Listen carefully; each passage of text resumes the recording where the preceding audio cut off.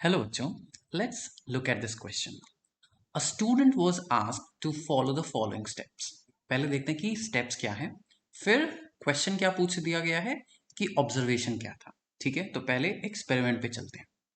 Place 3 centimetre cube. Now centimetre cube यानी कि हम बात कर रहे हैं वॉल्यूम की. एक सर्टेन वॉल्यूम ऑफ फ्लूइड. कौन सा फ्लूइड है? सुगर सोल्यूशन है. क्या सुगर सोल्यूशन का कॉन्सेंट्रेशन हमें बताया गया है? नहीं, कोई बात नहीं. इन दी डायलिसिस ट्यूब. डायलिसिस ट्यूब क्या होता है? सिंपली एक सेलोफेन, एक सेमी परमिएबल मेम्ब्रेन बनाया गया होता है. ठीक है, और इस सेमी परमिएबल मेम्ब्रेन से आप समझ चुके हैं कि क्या जा सकता है?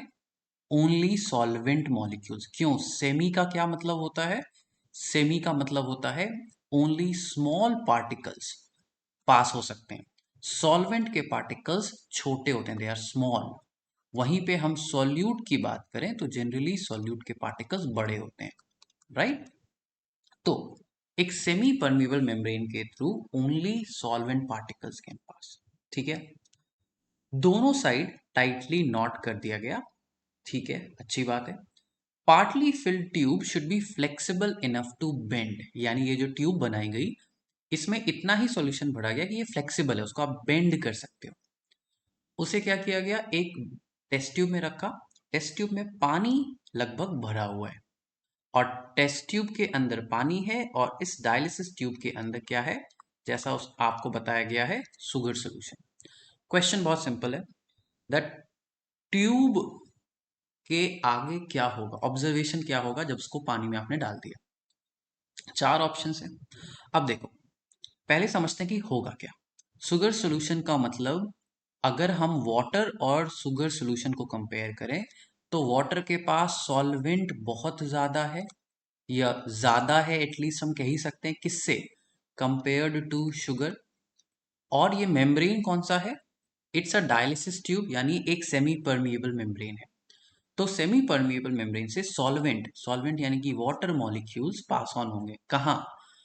सॉल्वेंट के हाई कॉन्सेंट्रेशन से. ऑस्मोसिस क्या कहते हैं? Movement of solvent particles. कहां से कहां? सॉल्वेंट के हाई से सॉल्वेंट का लो. राइट? तो पानी से जहां बाहर है वहां से सॉल्वेंट मूव होगा कहां? इस डायलिसिस ट्यूब के अंदर. राइट? तो धीरे धीरे क्या होगा? इस डायलिसिस ट्यूब में वॉल्यूम ऑफ सॉल्यूशन, बहुत ध्यान से समझना, वॉल्यूम ऑफ सॉल्यूशन. सॉल्यूशन क्या होता है? Solute plus solvent. तो सॉल्यूट तो मूव नहीं हो रहा, लेकिन सॉल्वेंट मूव हो रहा है, तो पानी अंदर आ गया ज्यादा. ट्यूब अब हार्ड हो गई, तो ट्यूब विल बिकम,